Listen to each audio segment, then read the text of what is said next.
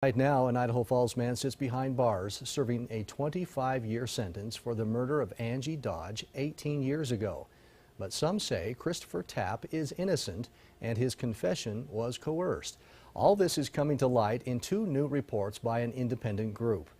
Eyewitness News reporter Luke Jones is live in Idaho Falls where the crime happened. Luke, what more are we learning?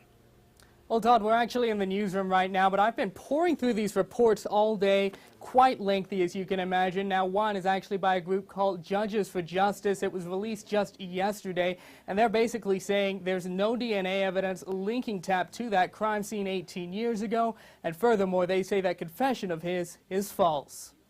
Summer 1996. One day in June, Angie Dodge is discovered dead in her I Street apartment. Someone had raped and killed her. But who?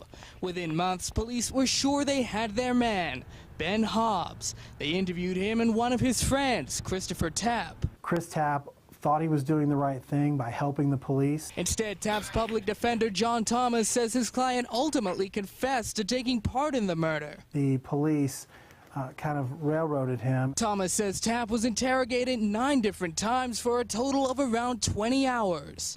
Interrogations, the Judges for Justice report says, were filled with threats and promises of immunity. I'm not going to comment on the facts of the report. Bonneville County prosecuting attorney Bruce Pickett wouldn't speak about specifics, but says he's in the process of reviewing that report. Anytime that someone who has been convicted, may have been wrongfully convicted, we have the obligation to look into that. Meanwhile, Thomas says it's time to correct wrongs. We need to find the killer, obviously. There needs to be justice for Angie Dodge. And I spoke to Dodge's mother over the phone this morning. She says right now there's no doubt in her mind her daughter's killer is still on the loose, and she says finding that person should be the #1 priority right now. Live in the newsroom, I'm Luke Jones. Okay, Luke, thanks for the report there out of the